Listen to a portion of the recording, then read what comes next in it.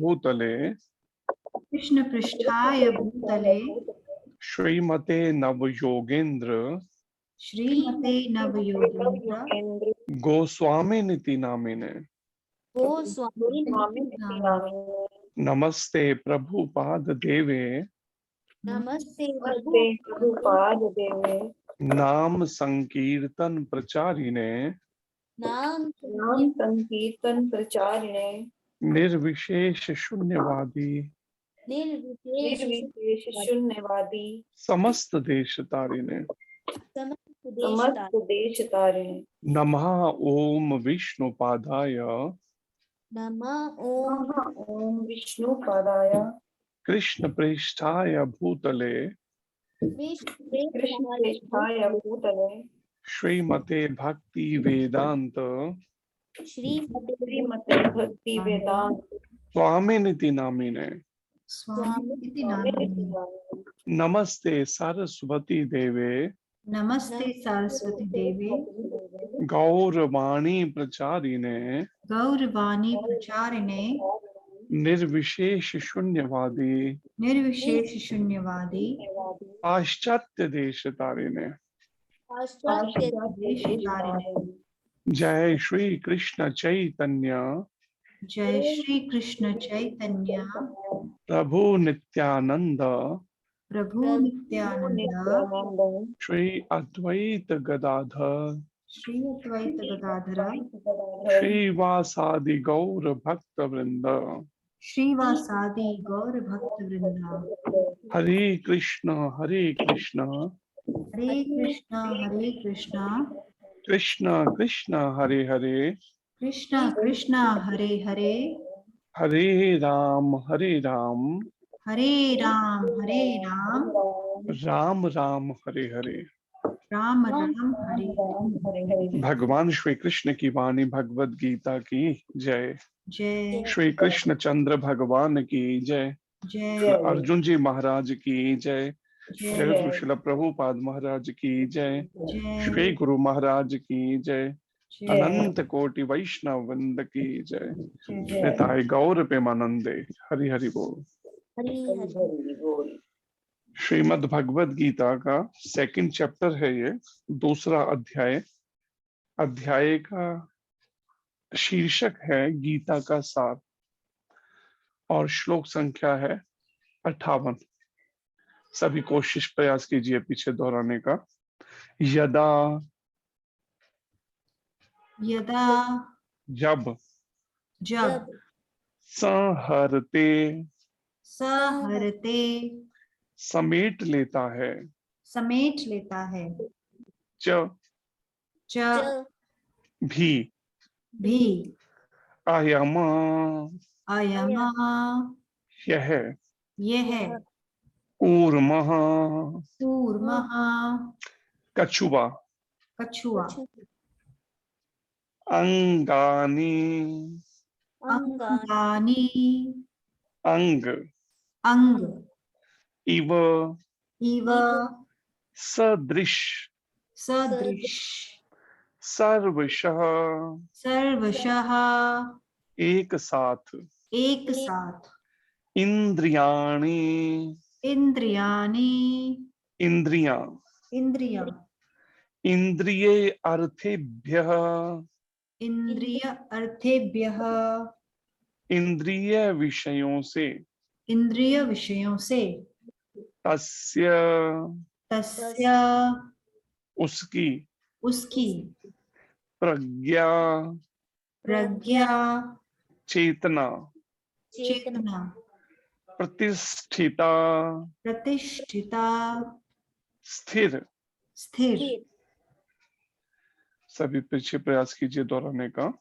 यदा संहरते चायम यदा संहरते चायम् कूर्मो अंगानीव सर्वशः कूर्मो अङ्गानि सर्वशः इंद्रियाणि इंद्रियार्थेभ्यः इन्द्रियाणि इन्द्रियार्थेभ्यः तस्य प्रज्ञा प्रतिष्ठिता। तस्य प्रज्ञा प्रतिष्ठिता। यदा संहरते चायम् यदा संहरते चायम् कूर्मो अंगानीव सर्वशः। कूर्मो अङ्गानीव सर्वशः। इंद्रियाणीन्द्रियार्थेभ्यः इन्द्रियाणि इन्द्रियार्थेभ्यः अस्य प्रज्ञा प्रतिष्ठिता। तस्य प्रज्ञा प्रतिष्ठिता। यदा संहरते चायम् यदा संहरते चायम् कूर्मो अंगानीव सर्वशः। कूर्मो अङ्गानीव सर्वशः। इंद्रियाणीन्द्रियार्थेभ्यः इन्द्रियाणि इन्द्रियार्थेभ्यः अस्य प्रज्ञा प्रतिष्ठिता। तस्य प्रज्ञा प्रतिष्ठिता। पढ़िए आप में से। हरे कृष्ण प्रभु जी। हरे कृष्ण जी। यदा संहरते चायं कुर्मो अंगानीव सर्वशः इंद्रियाणि इंद्रियार्थेभ्यः तस्य प्रज्ञा प्रतिष्ठिता। हरि ठीक, हरे कृष्ण। और भक्त? हरे कृष्णा प्रभु जी। हरे कृष्ण जी। यदा सहरते चायं कुर्मो अंगानि इव सर्वशः इंद्रियाणि इंद्रियार्थेभ्यः तस्य प्रज्ञा प्रतिष्ठिता। ठीक, हरे कृष्ण। हरे कृष्ण जी। हरे कृष्णा प्रभु जी। हरे कृष्ण जी। यदा सहरते चायं कुर्मो अंगा अंगानीव सर्वशः इंद्रियाणि इंद्रियार्थेभ्यः तस्य प्रज्ञा प्रतिष्ठिता। कुहरुमों के बाद जो डला हुआ है ना, एस जैसा अंग्रेजी का लगता है, वो अवास्तव में उच्चारण होता है बोलते टाइम में। पढ़िए आगे।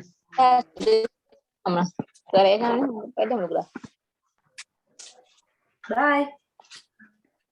अगला कोई और भक्त पढ़ेगा?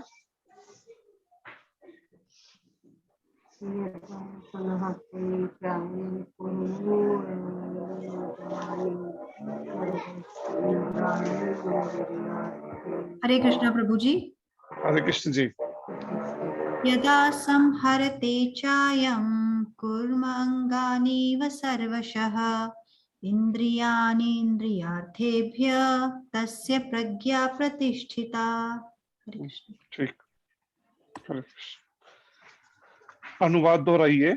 जिस प्रकार कछुआ जिस प्रकार कछुआ अपने अंगों को अपने को संकुचित करके संकुचित करके खोल के भीतर कर लेता है, खोल के भीतर है, उसी तरह जो मनुष्य उसी तरह जो मनुष्य अपनी इंद्रियों को अपनी इंद्रियों को इंद्रिय विषयों से खींच लेता है, इंद्रियों से खींच लेता है, वह पूर्ण चेतना में वह पूर्ण चेतना में दृढ़ता पूर्वक स्थिर होता है। दृढ़तापूर्वक स्थिर होता है। तो ये श्लोक में भगवान कृष्ण अर्जुन को और अर्जुन के माध्यम से हमें एक शिक्षा दे रहे हैं विशेष खास, कि अगर हम चाहते हैं भक्ति में, भगवान की भक्ति में स्थिर हो जाएं, दृढ़ हो जाएं, पक्के हो जाएं, तो इस श्लोक के अनुसार प्रैक्टिस, अभ्यास करना पड़ेगा। क्या अभ्यास करना पड़ेगा? भगवान श्री कृष्ण एक उदाहरण देकर समझा रहे हैं। जैसे कछुए का यहाँ उदाहरण दिया है। कछुआ क्या करता है? जब चाहता है तो अपने अंगों को उस खोल में से एक बड़ी सी बॉडी, उसका जो शरीर, उसमें से बाहर निकाल लेता है। और जब आवश्यकता नहीं है या कोई अन्य भय है, डर है उसे कोई अपना, तो फट से उस अंगों को अंदर खींच लेता है। तो छोटे छोटे कछुए तो आप सबने भी यहाँ देखे होंगे कहीं ना कहीं, लेकिन हमें ये श्लोक से याद आता है, मॉरिशस में हमने कछुए देखे, महाराज के साथ में थे हम। वहां का जो जू है उसमें इतने बड़े कि हम उस पर बैठ सकते हैं और वो हमें सवारी करा सकता है। मतलब आप सोचिए, अब इतना बड़ा भी कभी कछुआ होगा। मतलब एक अच्छे खासे इतने बड़े बड़े और इतनी इतनी हाइट उनकी, मतलब ऊंचाई एक तगड़े। बच्चे को तो बड़े आराम से घुमा सकते हैं, हमें थोड़ी उन्हें कठिनाई होगी ज्यादा, लेकिन बच्चों को तो बड़े आराम से घुमा सकते हैं। वो इतने भारी शरीर के इतने बड़े कछुए। लेकिन अगर उन्हें कहीं से कोई डर होता है कुछ ऐसा, तो अंदर समेट लेते हैं उस खोल के अंदर। और वो ऊपर का खोल बड़ा सख्त होता है उसका, जो उनके उन अंगों की रक्षा करता है शरीर की। भगवान कृष्ण कहते हैं, वास्तव में जो भक्ति में भगवान की दृढ़ता पूर्वक स्थिर है, पक्के से, हम कैसे समझें कि हम भक्ति में अभी पक्के हो गए हैं या अभी कच्चे ही हैं, इस श्लोक के माध्यम से समझ सकते हैं।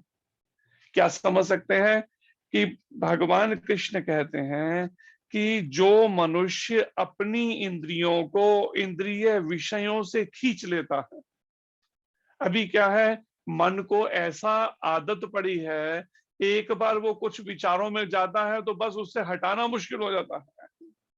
कई बार हमारे पास फोन आते हैं किसी न किसी के, कहते हैं जी मन इतना ज्यादा वो है, अशांत है, बार बार कोई कुछ देखा होगा उन्होंने, बार बार वही बात सोच रहा है, बार बार उन्हीं बातों पे जा रहा है। उसने ऐसा क्यों कह दिया, इसने ऐसा क्यों कह दिया, इसने ऐसा क्यों, बस उन्हीं बातों में खोया हुआ है। बस उसने ऐसा क्यों बोला मेरे को। तो ये इंद्रियों को इंद्रिय विषयों से हटाने की और लगाने की ये प्रैक्टिस जो है, भगवान का भक्त में सबसे अच्छे से होती है। जो वास्तव में भक्त हैं वो क्या करते हैं, वो इतने भक्ति मार्ग में पक चुके होते हैं, अगर कोई भगवान की चर्चा होगी, भगवान का नाम होगा, तो कानों को सुनाई देंगे शब्द क्लियर। लेकिन अगर भगवान से हटकर कोई चर्चा होगी तो कानों को ऐसे जैसे कुछ सुनाई ही नहीं दे रहा, कान खुले हैं लेकिन सुनाई नहीं दे रहा। उनसे पूछो भाई आपने सुना, हमने क्या कहा, कहते नहीं मेरे को तो क्या बोला आपने, मतलब उसे याद वही नहीं सुना। क्यों, इस तरह का अभ्यास करा दिया मन को। ये तभी हो सकता है जब एक आध्यात्मिक जीवन में चलते हुए कोई साधक इतने अच्छे से अभ्यास करे, इंद्रियों के माध्यम से मन को भगवान की ओर लगाने का, और संसार के भोगों या संसार की चर्चाओं से, संसार की बातों से, संसार के दृश्यों से हटाने का, इंद्रियों के माध्यम से मन को। लेकिन ये अभ्यास कोई विरले ही किसी का अच्छे से हो पाता है। क्यों, हम खुद जानबूझकर पहले छूट देते हैं, कहीं भी आंखों को उठा के देखना शुरू कर देंगे। अभी भी अंदर से इच्छाएं हैं भगवान कृष्ण के अलावा इस संसार को देखने की, और इसी देखने के चक्कर में लोग तो कहां कहां दुनिया घूमते हैं। हमें एक बता रहे थे, कोई साधक थे, क्या बता रहे थे, कहते मैं 115 देशों में अपनी पत्नी के साथ घूम के आया, 115 देशों में, बार बार बताएं 115 देशों में। तो 115 देशों में घूम के नहीं आए, अपने मन को 115 देशों में जाके अलग अलग तरीके से मैला कर लिया। वो सारी चित्र डाल दिए मन में कि अब 115 जन्म कैसे लेने हैं, कहां कहां लेने हैं, उसका अच्छे से अभ्यास कर लिया, एक तरह से कहा जाए तो। क्योंकि जो कुछ देखा, जो कुछ आंखों के माध्यम से डाला, गुरु महाराज कहते हैं ये आंखों से जो हम देख रहे हैं ना, वो सारी फोटो खिंच खिंच के अंदर जा रही है, और आखिरी समय वो सारी दिखाई देंगे। और आखिरी समय जहां मन लगा होगा, जहां चिंतन होगा, समझो वहीं शरीर लेने पड़ जाएंगे। अब 115 में देशों में कोई भक्ति करने के लिए थोड़ी गए थे, भजन करने के लिए। कभी होटलों में रुके, कभी कहीं का खाया, कभी कहीं का खाया, तो परिणाम में अब तैयारी रखी है अगले। पूरा जीवन नहीं गए विदेशों में, लेकिन जब जीवन का आखिरी समय आया 115 देशों में घूम के सारी गंदगी अंदर डाली, सारा कचरा डाली 115 देशों का, उन विषयी भोगी लोगों को देख देख के वहां के वातावरण में रहकर। कहाँ कहाँ देखने के लिए लोग जाते हैं, इसीलिए केवल लोग यहाँ पर जम्मू कश्मीर में कश्मीर आते हैं स्पेशली, क्या भक्ति करने आते हैं? विषय विकार भोगने के लिए। डल लेक देखेंगे और सब देखेंगे, बस यही सब के लिए। कहाँ का गुजरात की गाड़ियां आती हैं, पंजाब की, कहाँ कहाँ की गाड़ियां आती है दूर दूर से। तो ये बात यहाँ विचारनी है। अगर हम वास्तव में आखिरी समय भगवान कृष्ण को देखना चाहते हैं, कि जब आखिरी समय आए तो आप सामने हो या आपका दर्शन हो सके, वो तब हो सकता है जब इंद्रियों को इंद्रिय विषयों से हटाकर भगवान कृष्ण की ओर लगाने का ठीक से अभ्यास किया होगा। और 24 घंटे इन इंद्रियों के को और इंद्रियों के माध्यम से मन को भगवान में लगाने का जो अभ्यास है ना, अपने आप में यही भक्ति मार्ग का एक, जिसे कह सकते हैं, होमवर्क है, भगवत गीता के अनुसार दिया गया। भगवान कृष्ण कहते हैं अभ्यासेन तो कौन्तेय, कुंती पुत्र नियमित अभ्यास कर। 24 घंटे इस मन के ऊपर, इंद्रियों के ऊपर, मन के ऊपर, बुद्धि के ऊपर नजर रखनी होगी उस जीवात्मा को। अगर हम इस जगह कहीं भी ढील देंगे, लापरवाही बरतेंगे, कुछ भी दिखा दिया, कुछ भी सुना दिया, कुछ भी खा लिया, कुछ भी सूंघने लगे, कुछ भी टच करने लगे, समझो वो मन भक्ति में लगने वाला नहीं है। कई बार साधक कहते जी हमारा तो मन ही नहीं लगता भक्ति, या नाम जप में मन नहीं लगता, नाम जप ही मेरा पूरा नहीं हो पाता। क्यों नहीं हो पाता नाम जप पूरा? क्योंकि इंद्रियों को खुला छोड़ रखा है। चाहे फिर हम घर में, चाहे वो परिवार में, चाहे समाज में, कहीं भी हमें आदत पड़ी है भगवान कृष्ण से हटकर केवल आंखों को दिखाते रहना, कानों को सुनाते रहना, ऐसे ही इंद्रियों को लगाए रखना। उसी का परिणाम है कि ये अभ्यास, जहां पे भगवान कृष्ण कहते हैं जो मनुष्य अपनी इंद्रियों को इंद्रिय विषयों से खींच लेता है। कैसे खींच लेता है? जैसे कछुआ अपने अंगों को संकुचित करके खोल के भीतर डाल लेता है। तो वो मनुष्य क्या है? वह पूर्ण चेतना में दृढ़ता पूर्वक स्थिर होता है, पूर्ण चेतना में। जैसे कहा है ना, वो ईशोपनिषद का श्लोक है, ओम पूर्णमदः पूर्णमिदं पूर्णात्। मतलब पूरी तरह जो भगवान जैसे पूर्ण है, ऐसे ही वो साधक भी, वो भक्त भी पूर्ण चेतना में, अर्थात कृष्ण भावना से भावित होकर दृढ़ता पूर्वक स्थिर हो जाता है। उसके व्यवहारों में, उसके एक्शंस देखेंगे अगर व्यवहार के किसी शुद्ध भक्त के, तो देखने से ही लगेगा वो कितना धीर गंभीर है। क्यों? उसने बस यही अभ्यास किया है, इंद्रियों को, मन को और बुद्धि को 24 घंटे केवल कृष्ण में लगाने का, अन्य कहीं इनको भटकने नहीं देना विषयों के प्रति।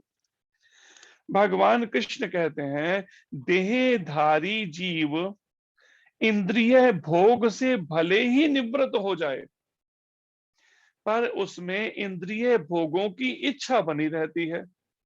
लेकिन उत्तम रस के अनुभव होने से ऐसे कार्यों को बंद करने पर भक्ति में स्थिर हो जाता है।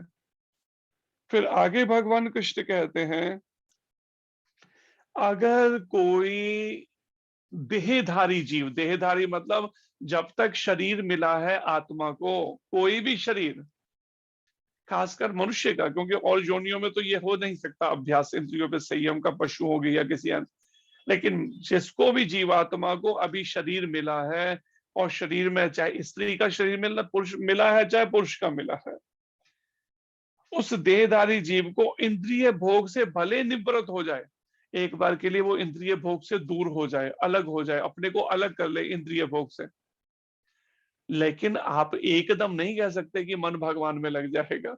लेकिन इंद्रिय भोग से अभी आपने अगर अभी अभी अभ्यास शुरू किया है हटाने का, तो भले ही आप इंद्रियों को भोग नहीं दे रहे, लेकिन मन में चिंतन तो रहेगा। चिंतन एकदम नहीं जाएगा। जिसका उदाहरण है जो श्रील बिल्व मंगल ठाकुर, जो सूरदास के नाम से भी वृंदावन में जाने जाते थे।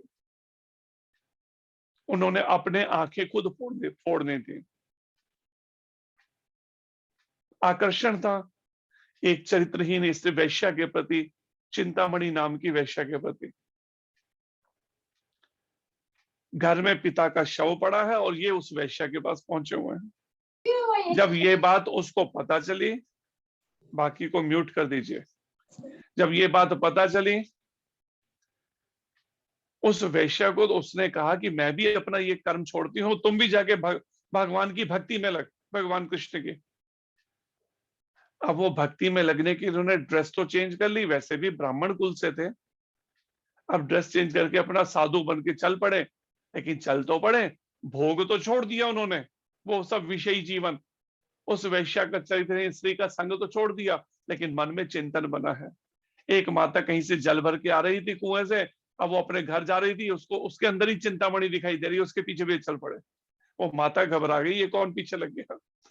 तो यहाँ पर यही बात बताई जा रही है। भगवान कृष्ण कहते हैं जब तक शरीर है और देहधारी जीव इंद्रिय भोग को भले ही निवृत्त हो जाए, लेकिन उसमें इंद्रिय भोगों की इच्छा बनी रहती है, इच्छा खत्म नहीं होती, बार बार इच्छा।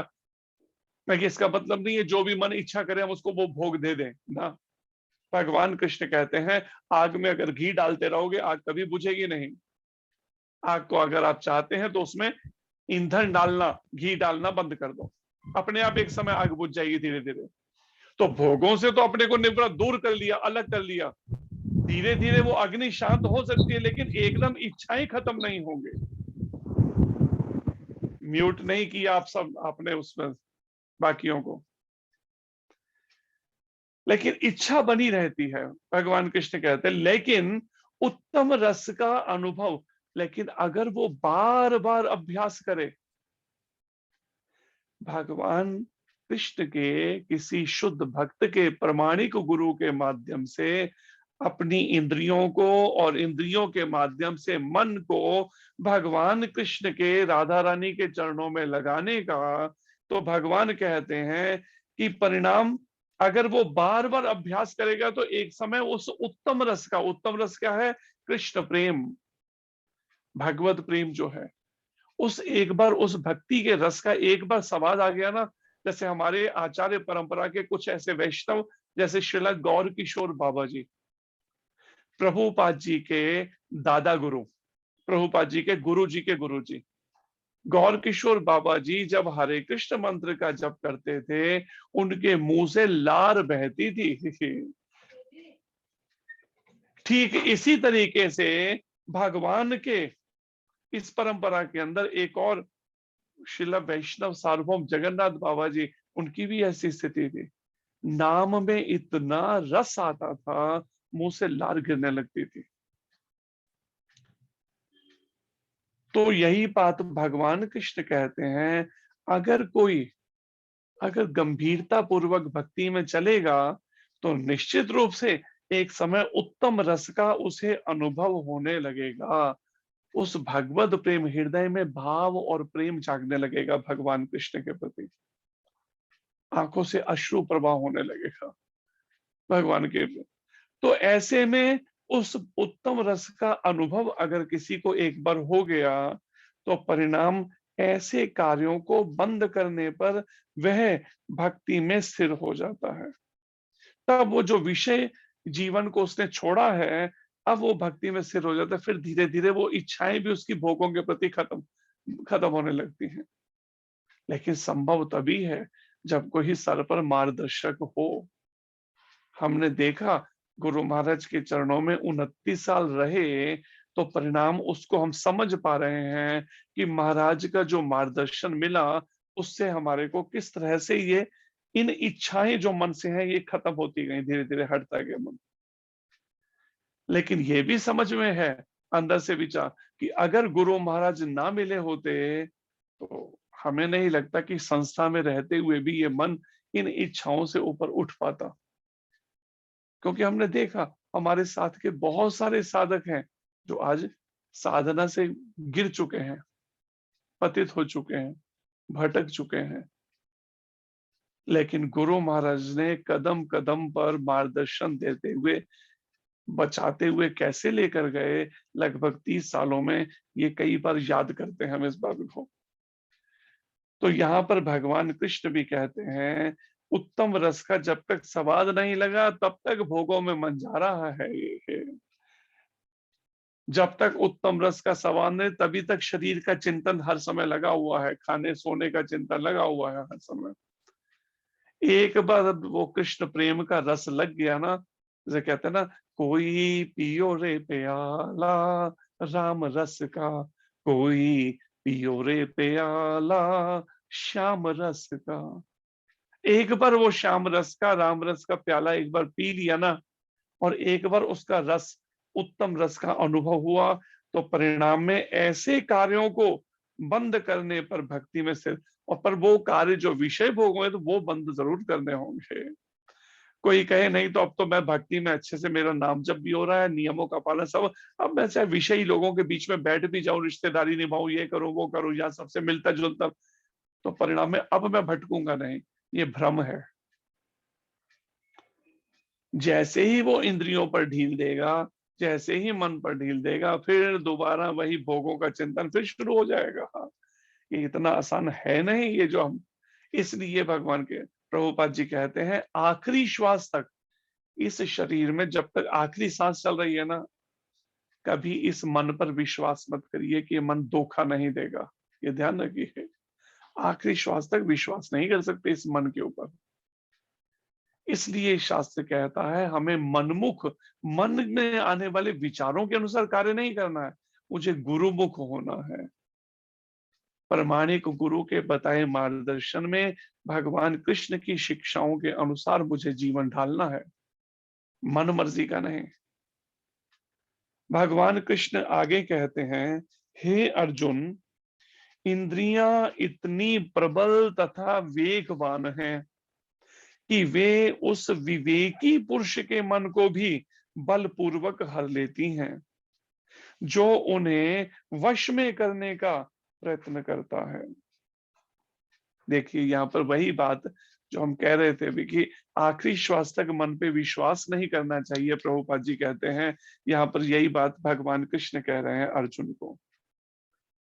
अगर भगवान कह रहे हैं कि इंद्रियां इतनी प्रबल और वेगवान है, तो समझिए कितनी प्रबल होगी ये इंद्रियां और मन जो है, इतनी प्रबल और वेगवान है कि विवेकी पुरुष, जिसके पास बड़ी बुद्धि, बड़ा ज्ञानवान है, जो बड़ा विद्वान है, जो उसके भी मन को बलपूर्वक हर लेती है, उसके मन को भी भोगों में, विषय की तरफ ले जाती है। कितना भी बुद्धिमान विद्वान क्यों ना हो, जो उन्हें वश में करने का प्रयत्न करता है, वो इनके लिए बात नहीं, और ये संसारिक जो भोगों में गिरे ही पड़े हैं, ये बात हो रही है उस तरह के साधक जो ज्ञानी हैं, जो योगी हैं, या जो भक्त बनने का प्रयास कर रहे हैं, उनको भी, जो अभी भक्त बने नहीं है, कोशिश में लगे हैं, प्रयास कर, इन तीनों को ये इंद्रियां इतनी प्रबल और वेगवान है कि आप लाख कोशिश करेंगे इसे भोगों की तरफ, फिर आपको किसी भी तरह खींच के फिर भोगों की तरफ ले जाएंगे, बलपूर्वक आपके ज्ञान का हरण कर लेंगे। इसलिए शास्त्र कहता है कि गुरु की शरण लेनी, प्रामाणिक गुरु की शरण लेनी चाहिए, जो भगवान कृष्ण से चल रही परंपरा में हो और वास्तव में जो शुद्ध भक्त हो। केवल ऐसा ही जो भक्त है, जो वास्तव में शुद्ध भक्त, जैसे प्रभुपाद जी हैं, जैसे गुरु महाराज को हमने देखा, कैसे उन्होंने जन्म से अपनी उस पवित्रता को मेंटेन करके रखा, दूषित नहीं होने दिया अपने मन को, इस शरीर से कोई ऐसा दुष्कर्म नहीं होने। तो उसी का परिणाम यहाँ पर जो भगवान बता रहे हैं, ऐसा ही विवेकवान जो वास्तव में भक्त है, भक्ति में स्थिर है, केवल वही बच पाता है, लेकिन वो ढील नहीं देता कभी भी अनावश्यक इंद्रियों को भोगों की तरफ जाने की। वो ये रिस्क, ये खतरा नहीं लेता। हाँ चलो कोई बात नहीं, अब तो मैं पक्का भक्त हो गया हूँ, कुछ भी करते हैं, आंखों से दिखा दें, कुछ भी सुना दें ना। अगर ऐसा करेंगे तो दोबारा से मन में फिर विकार उत्पन्न हो सकते हैं। इसलिए अब विचार कीजिए, जो वास्तव में चाहते हैं आध्यात्मिक जीवन में उन्नति करना, उनको कितने सीरियसली, गंभीरता से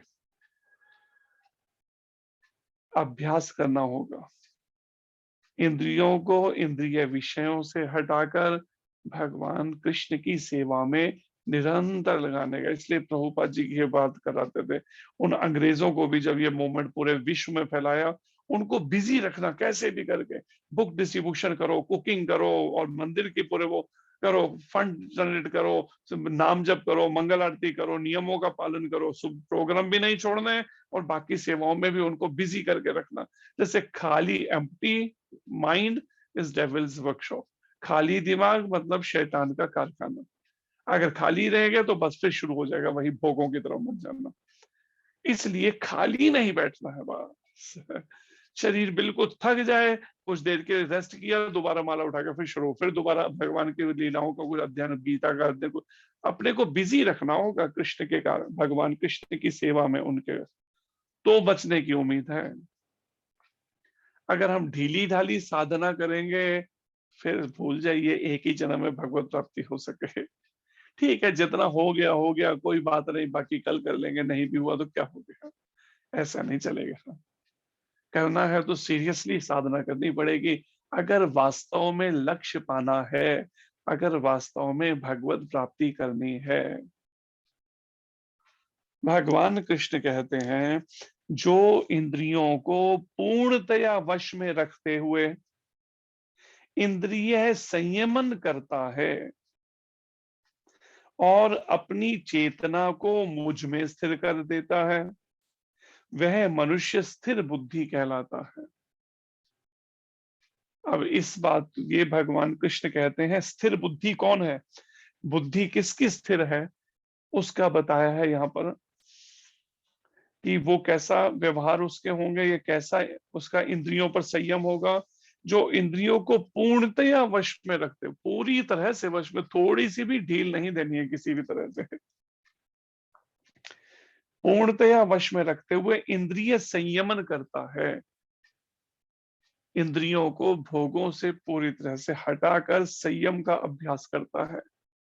आंख, नाक, कान, जीभ, त्वचा, वाणी, हाथ, पैर, मलमूत्र द्वार और जीवा और सूक्ष्म इंद्रिय मन, इन 11 इंद्रियों पर पूरी तरह से अभ्यास संयम का करना, थोड़ी सी भी ढील नहीं देनी है 24 घंटे में है। और प्रतिदिन, एक दिन का अभ्यास नहीं, हर रोज का है।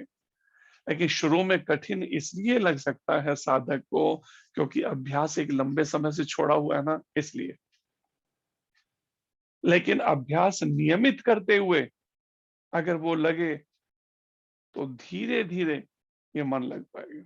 जैसे बचपन में उदाहरण एक, कि बचपन एक छोटा सा बच्चा है, उसके आगे आप प्लेट रख दीजिए, 1 महीने के बच्चे के आगे, 2 महीने के बच्चे के, और प्लेट में भोजन परोस दीजिए, कहो कि लो खा ले खा ले, क्या वो खा पाएगा? नहीं खा पाएगा। वो इधर गिराएगा, उधर गिराएगा, इधर लगाएगा, यार वो खा नहीं पाएगा। लेकिन वही बच्चे को जब माँ बार बार अभ्यास कराती जाती है, तो कुछ ही समय के अंदर वो बच्चा 2-3 साल का जब हो जाए, तो क्या करता है, खुद ही रोटी तोड़ के अपने मुंह में डाल के खाना शुरू कर देता है, खाने लगता है, अभ्यास हो जाए जब उसे। ठीक ऐसे ही ये इंद्रियों पे संयम का अभ्यास भी ऐसा ही है। जो अभी अभ्यास ठीक से किया नहीं ना, लंबे समय से, पता नहीं कितने जन्मों से छोड़ा हुआ है, कितने समय, इसलिए कठिन लग रहा है। नहीं नहीं नहीं, भक्ति तो बहुत कठिन है, भक्ति तो बहुत कठिन है। लेकिन जब अभ्यास हो गया ना, इस संसार में सबसे सरल अगर कुछ है तो भगवान कृष्ण की भक्ति है, उससे सरल कोई और कार्य नहीं। लेकिन अभ्यास ना होने के कारण कठिन लग रही है। इसलिए भगवान कृष्ण कहते हैं, अभ्यासेन तो कौन्तेय वैरागेन च गृह्यते, नियमित अभ्यास के द्वारा ये मन वैराग्य को प्राप्त हो जाएगा, फिर ये भोगों की तरफ बिल्कुल नहीं जाएगा। भोगों की तरफ से जब रुचि बिल्कुल खत्म हो जाएगी और भगवान कृष्ण के प्रति प्रेम जाग जाएगा हृदय में, और अपनी चेतना को मुझ में स्थिर कर देता है। और उसकी चेतना जो है, उसकी बुद्धि, उसकी भावना और उसकी बुद्धि जो है पूरी तरह से स्थिर हो जाती है कृष्ण में, कि अब उसको थोड़ा भी ये नहीं है कि हम मन अपना कोई भोगों की तरफ जाएगा। उसकी बुद्धि है कि हर कार्य कृष्ण के लिए करना है, ये पक चुकी है अब वो। अभी तक क्या, अभी हम अभ्यास कर रहे हैं, कभी कृष्ण की तरफ जाते हैं, कभी फिर माया की तरफ, कभी फिर कृष्ण की तरफ, कभी फिर माया, इस तरह से बीच में चल रहा है, एक जगह नहीं स्थिर हो। लेकिन ये श्लोक है, भगवान कृष्ण कहते हैं, जिसकी चेतना मुझ में स्थिर कर देता है, जो वह मनुष्य स्थिर बुद्धि कहलाता है, उसकी बुद्धि स्थिर कही जाएगी। जैसे गुरु महाराज प्रभुपाद जी के पूरी तरह से प्रभुपाद जी पूरे विश्व का 14 बार भ्रमण किया केवल 11-12 सालों में आखिरी, लेकिन विषयों में मन बिल्कुल नहीं गया। हाँ, कैसे कैसे अंग्रेज लड़के लड़कियां जुड़े, देखने में देखो तो ऐसे लगते हैं बिल्कुल अप्सराओं की तरह माताएं लगती है, लेकिन प्रभुपाद जी का मन पूरी तरह से स्थिर बुद्धि है। एकमात्र लक्ष्य क्या है? केवल भगवान कृष्ण और उनकी भक्ति करना और कराना, बस। प्रभुपाद जी ने कहा भी एक बात, प्रभुपाद जी ने कहा कि आप जानते हैं ये सारा संसार मेरी तरफ आकर्षित क्यों हो रहा है? जब पूरे वर्ल्ड में मूवमेंट खड़ा हो गया, तो प्रभुपाद जी एक लेक्चर में कहते हैं संसार सारा मेरी तरफ आकर्षित क्यों हो रहा है? मालूम है क्यों? क्योंकि मैं लस्ट से फ्री हूं, काम वासना से मुक्त हूं। मैं किसी भी तरह की काम वासना शरीर से संबंधित, खासकर स्त्री आकर्षण, पुरुष आकर्षण और अन्य सारे काम वासना से वो इसलिए सब मेरी तरफ आकर्षित हो रहे हैं। तो देखिए, ये इंद्रियों पे, मन पे और बुद्धि पे संयम का अभ्यास करने पर प्रभुपाद जी की तरह की सक्सेस हर एक को मिल सकती है। लेकिन कोई अभ्यास करे तो सही, सीरियसली, गंभीरता पूर्वक। हम तो क्या है, थोड़ी देर अभ्यास करते हैं, थोड़ी देर फिर छूट देते हैं, थोड़ी देर अभ्यास या थोड़ी देर फिर छूट देते हैं। ऐसे थोड़ी प्रैक्टिस हो पाएगी, अभ्यास हो पाएगी। इसलिए स्थिर बुद्धि तो केवल वही कहलाता है जिसकी चेतना स्थिर हो जाए। इसलिए विचार कीजिए सभी, कितने गंभीरता से अभ्यास अगर नहीं करेंगे, खुद ही रास्ता अधूरा रह जाएगा। भगवान की सेहत पे कोई असर नहीं पड़ने वाला। भगवान कह रहे हैं मैंने तुम्हें मौका दे दिया, मनुष्य जीवन दे दिया, प्रमाणित परंपरा का संग दे दिया। अब अभ्यास तुम करना नहीं चाहते, जानबूझकर, कभी सांसारिक रिश्तेदारी निभाने के लिए, कभी पारिवारिक संबंधों को निभाने के लिए, कभी मन को छूट देते हुए भोग देने के लिए, इच्छा में तरह तरह के खाने सोने की इन्हीं सब में लगा, छूट तुम दे रहे हो, तो उस समय तुम्हारा रास्ता अधूरा रहेगा। मेरी ओर से कोई वो नहीं रहा, मैंने कमी नहीं छोड़ी कोई, मैंने पूरी तरह से अवसर दिया है तुम्हें। प्रमाणित परंपरा के माध्यम से इसी जन्म में तुम भक्ति प्राप्त कर सकते हो, लेकिन तुम अगर लापरवाही से साधना करोगे तो संभव नहीं है लक्ष्य मिल पाए। भगवान कृष्ण कहते हैं, इंद्रिय विषयों का चिंतन करते हुए मनुष्य की उनमें आसक्ति उत्पन्न हो जाती है, और ऐसी आसक्ति से काम उत्पन्न होता है, और फिर काम से क्रोध प्रकट होता है। अब यहाँ पर भगवान कृष्ण बता रहे हैं कि पतन होता कैसे है। जो अभी तक जो चर्चा चल रही थी, इंद्रियों को इंद्रिय विषयों से हटाने की, इंद्रिय विषयों से मन को हटाकर संयम का अभ्यास करने की, इंद्रियों पर और मन पर, लेकिन कहां से शुरुआत होती है पतन की? कहां से शुरुआत होती है मन के भटकाव की? कहां से शुरुआत होती है मन के मैले होने की? ये बात भगवान कृष्ण बता रहे हैं कि पहले इंद्रिय विषयों का चिंतन करते हुए, चिंतन का काम किसका है? चिंतन का काम है मन का। मन चिंतन करता है बार बार, दिमाग के द्वारा, दिमाग के द्वारा बार बार सोचता है किसका? इंद्रिय विषयों के बारे में। आंखों का विषय है देखना, कानों का विषय है सुनना, नाक का विषय है सूंघना, जीभ का विषय है स्वाद लेना, स्किन, त्वचा का विषय है स्पर्श करना, मन का विषय है सोचना और इच्छा करना और अनुभव करना। परिणाम, जब कोई जीव, जब कोई व्यक्ति इंद्रिय विषयों का चिंतन करता है, बार बार चिंतन, जैसे उदाहरण के लिए आज के टाइम में जो सबसे ज्यादा माया का प्रभाव क्या है, वो चिंतन करता है पहले।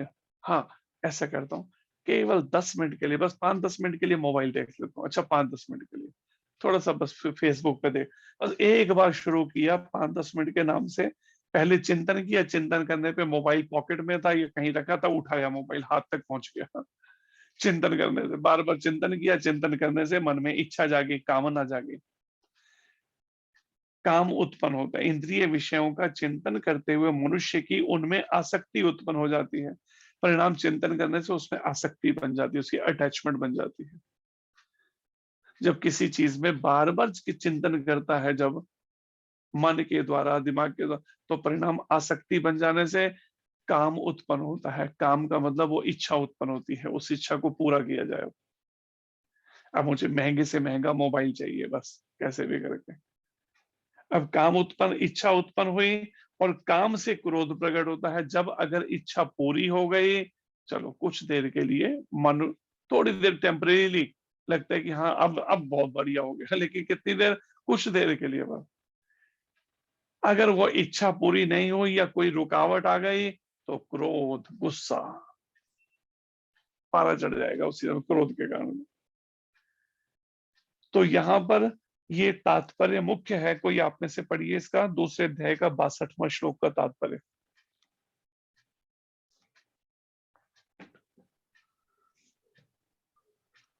हरे कृष्ण प्रभु जी। हरे कृष्ण जी। जी, जो भी माता जी पढ़ना चाहते हैं हैंड रेज करें, जैसे ही प्रभु जी बोलते हैं वैसे ही पढ़िए। ज्योति माता जी। जी माता जी, कहाँ से स्टार्ट करना है? ये जो मनुष्य, जो मनुष्य, ओके जी। जो मनुष्य कृष्ण भावना भावित नहीं है, उसमें इंद्रिय विषयों के चिंतन से भौतिक इच्छाएं उत्पन्न होती है। इंद्रियों को किसी न किसी कार्य में लगे रहना चाहिए, और यदि वे भगवान की दिव्य प्रेमा भक्ति में नहीं लगी रहेंगी, तो वे निश्चय ही भौतिकवाद में लगना चाहेंगी। इस भौतिक जगत में हर एक प्राणी इंद्रिय विषयों के अधीन है, यहाँ तक कि ब्रह्मा और शिवजी भी। सॉरी माता जी, एक सेकंड। हुआ जी माता जी, 2 मिनट। तो स्वर्ग के, तो स्वर्ग के अन्य देवताओं के विषय में क्या कहा जा सकता है? इस संसार के जंजाल से निकलने का एकमात्र उपाय है कृष्ण भावना भावित होना। शिव ध्यान मगन थे, किंतु जब पार्वती ने विषय भोग के लिए उन्हें उत्तेजित किया तो वे सहमत हो गए, जिसके फलस्वरूप कार्तिकेय का जन्म हुआ। इसी प्रकार तरुण भगवत भक्त हरिदास ठाकुर को माया देवी के अवतार ने मोहित करने का प्रयास किया, किंतु विशुद्ध कृष्ण भक्ति के कारण वे इस कसौटी में खरे उतरे। जैसे कि यमुनाचार्य जी के उपयुक्त श्लोक में बताया जा चुका है, भगवान का एक निष्ठ भक्त भगवान की संगति के आध्यात्मिक सुख का आस्वादन करने के कारण समस्त भौतिक इंद्रिय सुख को त्याग देता है। अतः जो कृष्ण भावना भावित नहीं है, वह कृत्रिम दमन के द्वारा अपनी इंद्रियों को वश में करने में कितना ही शक्तिशाली क्यों न हो, अंत में अवश्य असफल होगा, क्योंकि विषय सुख का रंच मात्र विचार भी उसे इंद्रिय तृप्ति के लिए उत्तेजित कर देगा। हरे कृष्ण। ये तात्पर्य के माध्यम से इसका को समझना है, इस श्लोक को, कि जो व्यक्ति, प्रभुपाद जी कहते हैं, कृष्ण भावना भावित नहीं है, अगर भगवान कृष्ण की भावना से भावित नहीं है, उसके 24 घंटे के विचार, उसके अपने सारे कार्य इंद्रियां, मन से, बुद्धि से अगर भगवान कृष्ण की प्रसन्नता के लिए करने का अभ्यास अगर नहीं है किसी को, तो उसमें इंद्रिय विषयों के चिंतन से भौतिक इच्छाएं उत्पन्न होती हैं। तो इंद्रिय विषयों का चिंतन करने से उसके मन में भौतिक इच्छाएं जागनी शुरू होती हैं। कई ऐसे साधक भी देखे हैं जो कृष्ण भावना भावित नहीं है, लेकिन इस मार्ग पर चल पड़े, परिणाम क्या होता है, वो बैंक बैलेंस बनाने शुरू कर देते हैं और कई तरह से संचय वृत्ति शुरू कर देते हैं। कारण क्या है? भौतिक इच्छाएं उत्पन्न होने लगती हैं इंद्रिय विषयों का चिंतन करने से। इंद्रियों को किसी ना किसी कार्य में लगे रहना चाहिए। प्रभुपाद जी कहते हैं यही जो अभी बात पहले हो रही थी, उसको बिजी रखना होगा इंद्रियों को, आंखों को, कानों को, नाक को, जीवा को, त्वचा को, हाथ पैर वाणी, सब इंद्रियों को कृष्ण की सेवा के अंदर बिजी रखना होगा हर समय। खाली नहीं बैठ सकते। जहां सोचा थोड़ा आराम कर लेते हैं तो समझो बस शुरू हो गया इंद्रिय विषयों का चिंतन, फिर दोबारा से शुरू। सोचिए कितना मेहनत वाला ये कार्य है। 24 घंटे आप फ्री, थोड़ा भी छूट नहीं दे सकते। अगर आप रियल में चाहते हैं गोल अचीव करना, लक्ष्य प्राप्त करना, भगवत प्राप्ति करना। प्रभुपाद जी कहते हैं इंद्रियों को किसी ना किसी कार्य में लगे रहना चाहिए, और यदि वे भगवान की दिव्य प्रेमा भक्ति में नहीं लगी रहेंगी तो वे निश्चय ही भौतिकतावाद में लगना चाहेंगे। अगर भगवान की दिव्य प्रेमा भक्ति में नहीं लगे, अगर भक्ति में नहीं लगे, हम दृढ़ता पूर्वक नियमों का पालन और नियम से जप करना, मंगल आरती उठना, गीता भागवत का अध्ययन और श्रवण करना, भगवान कृष्ण की कुछ निष्काम सेवाएं करना भगवान के लिए, अगर हम इसमें नहीं लगे, या भगवान के शुद्ध भक्त की सेवाएं करना उनकी आज्ञा में, अगर हम ये सब नहीं करते तो परिणाम भौतिकतावाद में लगना चाहेगा। ये फिर दोबारा से मन, इंद्रिया मन, फिर उन भौतिक कार्यों में लगना चाहेगा। अच्छा ऐसा करते हैं, थोड़ा बिजनेस और करते हैं, साइड बिजनेस कर लेते हैं, अच्छा कुछ देर का पार्ट टाइम कुछ कर लेते हैं, जॉब कर लेते हैं, और फिर शुरू हो जाएगा ये खेल। एक साधक जो है, एक किसी बड़ी जॉब में था, काफी बड़ी पोस्ट पर, वो जॉब छोड़कर भक्ति में आ गए। लेकिन भक्ति में आने के बाद में अपनी इंद्रियों को पूरी तरह से बिजी नहीं रखा उसने। बिजी न रखने पर परिणाम फिर विषयों का, इंद्रिय विषय का चिंतन शुरू हो गया, भौतिकतावाद का। तो एक दिन आके कहता है हमें, कहता है मैं सोचता हूँ मैं थोड़ा सा ना जॉब, दोबारा से मैं जॉब ढूंढ करने के लिए। तो उसे बताया इतनी मुश्किल से तो माया से निकल के, नहीं मेरे को जॉब का मेरा मन नहीं वो। फिर दोबारा से गुरु माँ ने उसको फिर उसको समझाया, तो जाके फिर जॉब की इच्छा उसकी थोड़ी देर के लिए हटी है वो। लेकिन जहां भी इंद्रिय थोड़ा भी, अगर ये बिल्कुल ये प्रैक्टिकल मैंने देखा हो सामने हो, तो वो जहां थोड़ी सी भी छूट दी इंद्रियों को, इंद्रिय विषयों का चिंतन शुरू हो गया। अगर थोड़ा भी अगर खाली बैठे, इंद्रियों को बिजी नहीं रखा, तो फिर दोबारा इच्छा जागने लगी जॉब की। जैसे कह सकते हैं एक बार थूकना, फिर थूक के उसको फिर चाटना, उसको उस विषयी जीवन को एक बार छोड़ा, फिर दोबारा फिर मन करना है चलो विषयी जीवन में फिर चलते हैं। अगर बिजी नहीं रखा भगवान कृष्ण की सेवा में, कृष्ण भावना से भावित कार्यों में। प्रभुपाद जी कहते हैं इस भौतिक जगत में हर एक प्राणी इंद्रिय विषयों के अधीन है। हर एक प्राणी कहा है, एक को भी स्पेयर नहीं किया, यहां तक ब्रह्मा जी और शिव जी को भी स्पेयर नहीं किया। ये हर एक प्राणी का मतलब, केवल भगवान कृष्ण के अलावा किसी भी अन्य को स्पेयर नहीं किया गया। हर एक प्राणी इंद्रिय विषयों के अधीन है, यहां तक कि ब्रह्मा तथा शिव जी भी। तो स्वर्ग के अन्य देवताओं के विषय में क्या कहा जाए, प्रभुपाद जी कहते हैं जब ब्रह्मा जी और शिव जी जो हैं वो भी कहीं ना कहीं विषय आकर्षण में पड़ गए, तो परिणाम में आप अन्य देवी देवताओं की क्या बात करेंगे फिर। इस संसार के जंजाल से निकलने का एकमात्र उपाय है कृष्ण भावना भावित होना।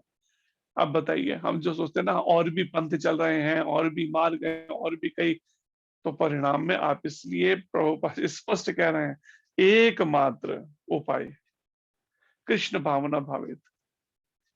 रिजल्ट आप सामने देख सकते हैं कि जब कृष्ण भावना भावित ना हो के अलग अलग पंथों में चल रहे हैं, तो आप देख लीजिए क्या क्या हो रहा है। मांसाहार भी, मदिरा पान की भी छूट है, मांसाहार की भी छूट है, और सब करने की, तो उसके बाद में विचार कर लीजिए कहाँ कौन जाएगा। इसलिए ये सनातन धर्म जो है पूरी तरह से ये भगवान के द्वारा ही शुरू किया गया सृष्टि के आरंभ में। धर्मम तो साक्षात भगवत प्रणीतम। वास्तव में धर्म के नियम कानून क्या है, स्वयं भगवान ने सृष्टि के आरंभ में बताए हैं मनुष्यों के लिए, और उसी को ही सनातन धर्म कहा गया है। और उसी के अनुसार ही ये कृष्ण भावना भावित कर्म करने पर ही एकमात्र संसार के जंजाल से निकल सकते हैं। नहीं तो ये जन्म मृत्यु जरा व्याधि, जन्म मृत्यु बुढ़ापा बीमारियों के चक्र से छूटना असंभव है, पूरी तरह से छूटना। हाँ, शिव ध्यान मग्न थे, किंतु जब पार्वती जो है, पार्वती माता ने विषय भोग के लिए उत्तेजित किया तो वो सहमत हो गए और कार्तिकेय जी का जन्म हुआ। इसी प्रकार तरुण भक्त हरिदास ठाकुर,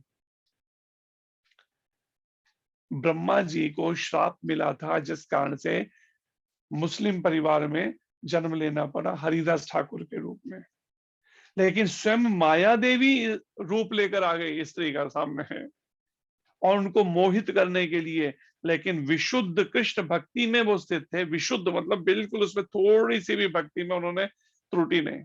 192 माला जप करते थे, 21 घंटे 22 घंटे 21.5 घंटे लगभग लग जाते थे उन्हें, प्रतिदिन करते थे 192 में, ऊंची आवाज में जप करते। तो उसका परिणाम में इस कसौटी पर खड़े उतरे माया देवी, उनके मन को आकर्षित नहीं कर पाए। रात को आ जाती थी और कहती अपनी मैली भावना प्रकट करते, इस तरह से उनको उनके परीक्षा। तो हरिदास जी कहते हैं, हाँ देवी, मैं तुम्हारी बात सुनूंगा, जो तुम कह रहे हो मैं तुम्हारी, लेकिन मैं अपना जरा नाम जप पूरा कर लूं। फिर परिणाम वो बैठी पूरी रात प्रतीक्षा करती और इनका जप खत्म कैसे हो, 192 माला कोई। तो रात भर एक शुद्ध भक्त के मुंह से नाम सुनना, फिर सुबह चली जाना, लोग आएंगे उससे, उस डर से चले जाना। फिर दूसरी रात को आई, फिर नाम सुनते, फिर उन्होंने कहा हाँ तेरी इच्छा मैं पूरी करूंगा, मैं जरा नाम जब पूरा करूं। तीसरी रात को आई तो अब जब नाम जब फिर दोबारा, तो अब उनके चरणों में गिर के अब गलानी होने लगी। शुद्ध भक्त के मुंह से नाम सुनने के कारण से निरंतर 2 रातों तक कि मैं कितने घृणित विचार लेकर आई थी, उन्हें साफ बता दिया हरिदास ठाकुर जी। मेरे को रामचंद्र खान ने भेजा था और कहा था कि मैं इस तरह से जो मांगेगी मैं तेरे को दौलत दूंगा, लेकिन इसको पतन कराना है। मैं तुम्हें गिराने आई थी लेकिन मैं खुद ही पतित हो गई आपके चरणों में, मुझे दीक्षा दे दीजिए। तब हरिदास जी ने कहा, मैं तो 2 दिन पहले ही यहां से जाने वाला था, लेकिन मेरे को भगवान ने प्रेरणा की तुम आने वाली हो, मैं तुम्हारी ही प्रतीक्षा कर रहा था, और उसको नाम जप शुरू करवाया। उसने कहा कि मैं इन बालों से परपुरुषों को आकर्षित करती थी, तो मैं चाहती हूँ ये केश काट कटवा दो। मैंने कहा ठीक है, गई केश कटवा के केवल चोटी रख के आ गई, और जितना धन था वो सारा धन बांट आ गई ब्राह्मणों में, वैष्णवों में, मांगने वालों में। और आकर एक केवल धोती जो पहनकर आई, बस आकर फिर माला हरिदास जी ने दी। वो वहां कुटिया में भजन करने लगे, हरिदास जी आगे चल पड़े। तो हरिदास जी खरे उतरे इस कसौटी पर, उनको गिरा नहीं सकी माया देवी। जैसा कि यमुनाचार्य के उपयुक्त श्लोक में बताया जा चुका है, भगवान का एक निष्ठ भक्त, जिसकी एकमात्र निष्ठा केवल भगवान में और कुछ एडिशन, कुछ और नहीं, एक निष्ठ भक्त भगवान की संगति के आध्यात्मिक सुख का आस्वादन करने के कारण समस्त भौतिक इंद्रिय सुख को त्याग देता है। जब आध्यात्मिक सुख का आस्वादन करता है एक निष्ठ भक्त भगवान की संगति के, तब जाके उसके मन से इंद्रिय सुख बिल्कुल त्याग देता है, भौतिक इंद्रिय सुख। लेकिन जब तक आध्यात्मिक सुख का अनुभव स्वाद नहीं लगा ना, तब तक ही ये आकर्षण है इस भौतिक जगत का, इन विषयी जीवन का, भोगों का। अतः जो कृष्ण भावना भावित नहीं है, प्रभुपाद जी कहते हैं, वह कृत्रिम बनावटी तौर पर, सो कॉल्ड जिसे कहते हैं, खाली इंद्रियों पर संयम करने का, दमन करने का, खाली दिखाने के लिए ऊपर से लग रहा है मिस्टर वाइट, लेकिन जैसे ही भोग मिलेंगे तो बस पतन हो जाएगा। जैसे प्रभुपाद जी पहली बार जब अमेरिका गए तो वहां पर कुछ योगी भारत से गए हुए थे, अंग्रेजों को योगा सिखा रहे थे। तो प्रभुपाद जी कहते हैं योगी का मतलब होता है जो दिन में योगी हो, रात को भोगी हो। यही बात यहाँ प्रभुपाद जी कह, वह कृत्रिम दमन के द्वारा, बनावटी केवल दिखावटी दमन के द्वारा इंद्रियों के संयम, अपनी इंद्रियों को वश में करने में कितना ही शक्तिशाली क्यों ना हो, अंत में अवश्य असफल होगा। अंत में निश्चित रूप से उसका पतन होगा, असफल हो जाएगा अभ्यास में। क्यों? वो कृत्रिम दिखावटी दमन, क्योंकि वो कृष्ण भावना भावित नहीं, कृष्ण भक्ति नहीं कर रहा। हम किसी भी अन्य देवी देवताओं की उपासनाओं में, किसी भी पूजाओं में लगकर हम सोचे कि हम इंद्रियों पे पूरा संयम करके भगवत प्राप्ति कर लेंगे, असंभव है, संभव ही नहीं है।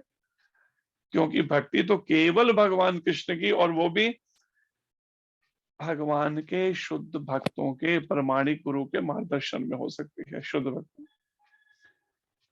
अंत में अवश्य, प्रभुपाद जी कहते हैं, असफल होगा वो, चाहे कितना भी दृढ़ता पूर्वक अभ्यास का संयम का क्यों ना करे। एक बहुत बड़ा साधु उसमें पथ पे कुंभ के मेले में 2 करोड़ का उसने पंडाल लगा रखा था। महाराज से मीटिंग फिक्स हुई, महाराज गए उससे मिलने के लिए। लीला महाराज की प्रचार के माध्यम से हमें भी दिखाना, हम भी साथ में सब थे कुछ भक्त। तो जब महाराज से मिले तो महाराज को क्या कहता है, हजारों शिष्य, हेमा मालिनी भी आई हुई थी उसके पंडाल में, उसका भी कोई प्रोग्राम था नाचने का, कुछ कथक नृत्य कुछ ऐसा होगा जो भी रखे, और भी कई ऐसे आते। तो क्या कहता है, महाराज को अकेले में कुछ से उसके शिष्य बैठे थे उनके आगे ही, कहता है स्वामी जी मैं पहले इस्कॉन में था ब्रह्मचारी, फिर इस्कॉन छोड़ के यहाँ पे मिला होगा बोलने की कला से उनको कुर्सी मिल गई, लाखों शिष्य उसके, हजारों शिष्य हैं। कहता पर स्वामी जी हम चाय नहीं हमसे छोड़ सकते, ये तो आप ही छोड़ सकते हैं। अब बताइए, इतने बड़े पद पे बैठा, हजारों लाखों जिसे चेले बना रखे हैं, टीवी पे आते हैं उसके प्रोग्राम, लेक्चर्स आते रहते हैं, और वो क्या कहता है महाराज को, चाय नहीं छोड़ती, चाय का गुलाम बना हुआ है। विचार कीजिए, कृष्ण की क्या वो करेगा, या भगवान के, ईश्वर को निराकार मानने के पथ पे था वो, भगवान को निराकार। तो ये बातें अनुभव महाराज साथ ले जाके कराते हैं हमें बद्रिकाल, कि देखो ये है, अगर ठीक से अभ्यास नहीं किया और तो परिणाम में माया आकर्षित कर लेगी। क्योंकि विषय सुख का रंच मात्र विचार, ये नहीं कह रहे 1 घंटा 2 घंटे 10 घंटे, रंच मात्र मतलब अगर एक पल की भी छूट दी, जैसे भागवतम में है अजामिल की घटना, अजामिल ने केवल एक झलक देखी थी आंखों से, एक शूद्र को एक चरित्रहीन स्त्री का संग करते हुए, बस आंखों से एक बार देखा और फूल लेने के लिए पिताजी के लिए पूजा के लिए आगे बढ़ गया, कर्मकांडी ब्राह्मण थे पिता, और ये भी बड़ा संयम से अभ्यास करता था, पूजा पाठ सब करता था कर्मकांड, लेकिन एक झलक आंखों से देखी, बस मन में विकार चला गया। उसका रिजल्ट क्या हुआ, उसको पतन हो गया अजामिल का, उसको अपने घर ले आया और सब तरह के बुरे कर्म शुरू कर दिए, चोरी करना, लूटना, मारना, हत्या करना, सब शुरू कर दिए। तो रंच मात्र विचार भी अगर विषय सुख का है, उसे इंद्रिय तृप्ति के लिए उत्तेजित कर देगा, उसके मन में फिर दोबारा इंद्रिय तृप्ति की इच्छाएं जागनी शुरू हो जाएंगी। तो विचार कीजिए, जब तक हम पक्के नहीं हुए तब तक के लिए थोड़ी भी छूट दी तो गड़बड़ हो जाएगी। थोड़ी भी इंद्रियों को, आंखों को, कान को, नाक को, जीभ को, त्वचा को, वाणी को, हाथ को, पैर को, मन को थोड़ी भी छूट दी तो समझो बच नहीं पाएंगे फिर, एक बार भी केवल छूट दी। इसलिए यहाँ पर प्रभुपाद जी कह रहे हैं रंच मात्र भी।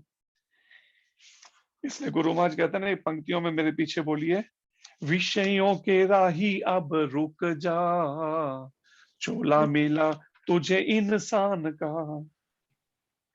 विषयों के राही अब रुक जा, चोला मेला तुझे इंसान का। इसी में मिलेगा तुझे बावरे, छुपा हुआ राज भगवान का। इसमें मिलेगा तुझे बावरे, छुपा हुआ राज भगवान का। इसमें कुछ हिस्सा हो गया था, फिर समय हो गया था पिछली बार, तो उससे आगे, जिस राह पे चला रावण, बोलिए, जिस राह पे चला रावण, क्या अंत नजारा था, क्या अंत नजारा था, मरते समय उसका, मरते समय उसका, कोई न सहारा था, कोई न सहारा था। जलता है हर साल अब भी, जलता है हर साल अब भी, पुतला उसी के अभिमान का, पुतला उसी के अभिमान का, विषयों के राही अब रुक जा, चोला मिला तुझे इंसान का।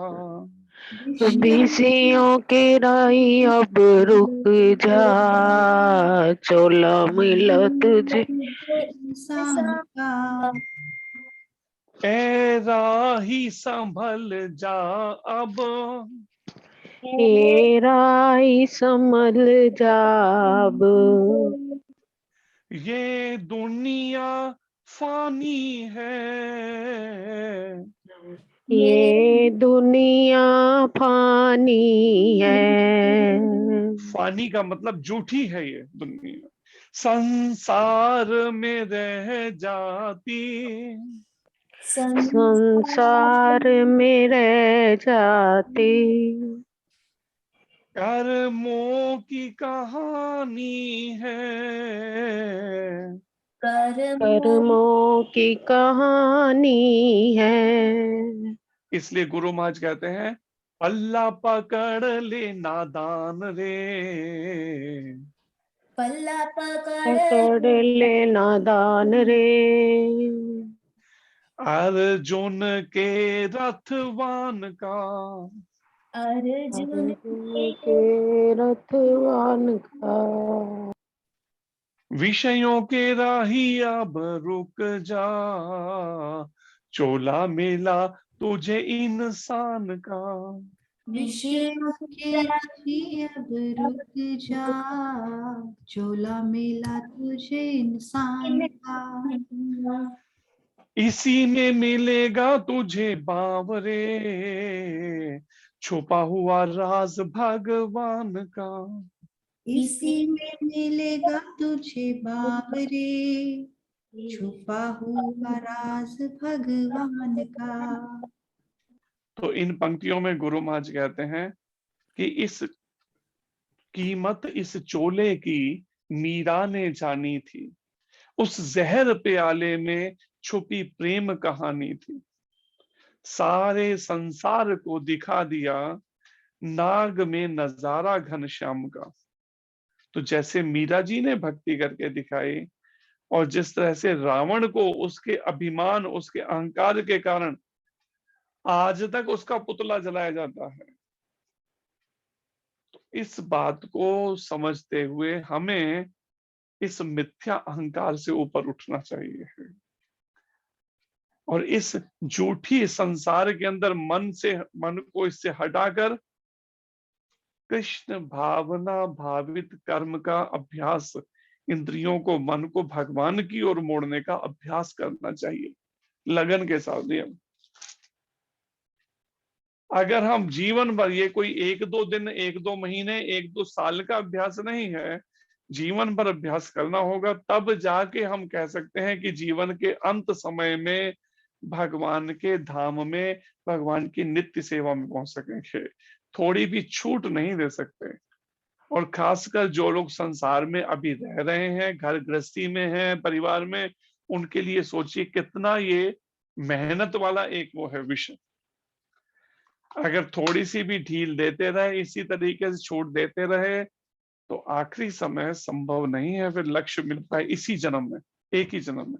ठीक है, अगले जन्मों में कभी अवसर मिलेगा, लेकिन इस जन्म में अगर चाहते हैं लक्ष्य मिले, तो अभ्यास को फिर हमें थोड़ी भी बिना छूट दिए हुए में करना होगा गंभीरता से, जैसे हरिदास ठाकुर जी का उदाहरण यहाँ पर है। हरे कृष्णा, धन्यवाद। कोई प्रश्न हो तो कर सकते हैं अपने से। हरे कृष्ण प्रभु जी। हरे कृष्ण जी।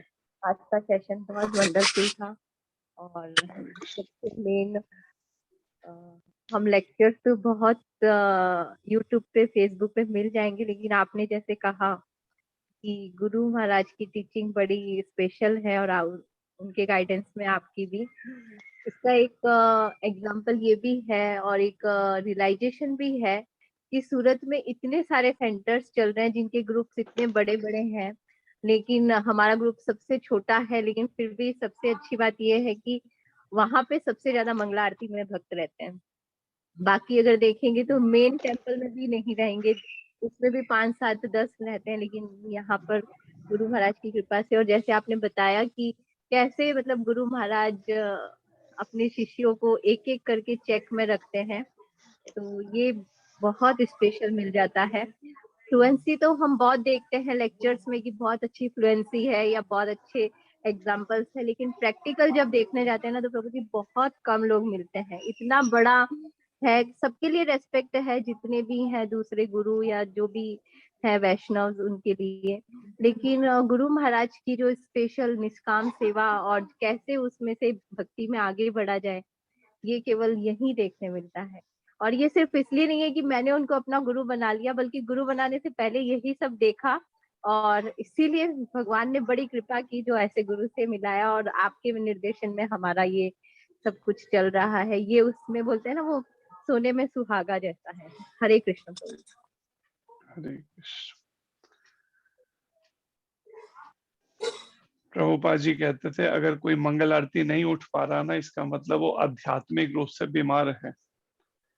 और कितने सारे हैं जिनमें मंदिरों में रहते हुए भी साधक मंगल आरती नहीं आते, या जो फुल टाइम भक्त बने वो मंगल आरती नहीं आते।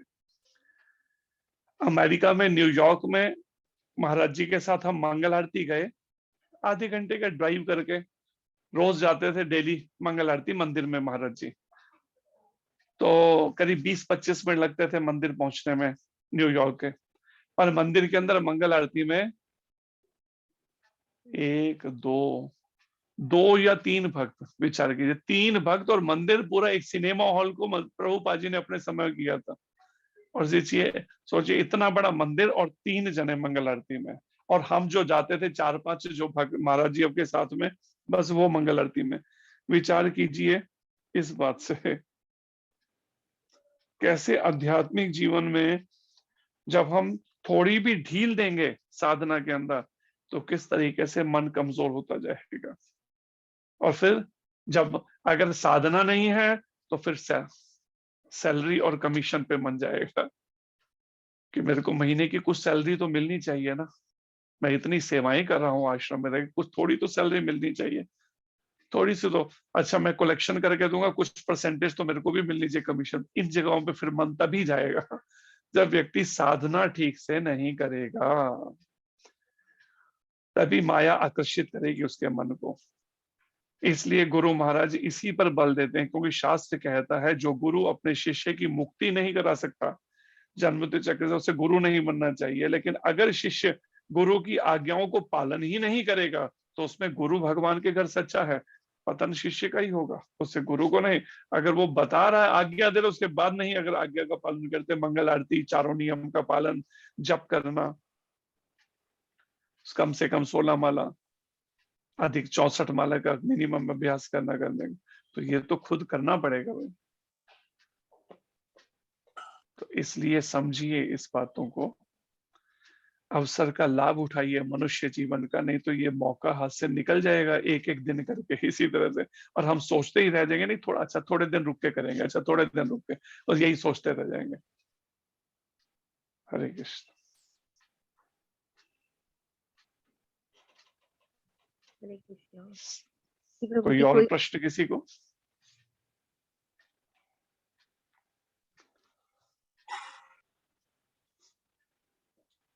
नहीं है प्रश्न तो ठीक है, सभी का धन्यवाद आप सबका। हम भी एक लंबा ड्राइव करके अभी पहुंचे ही हैं, थोड़ी देर पहले ही।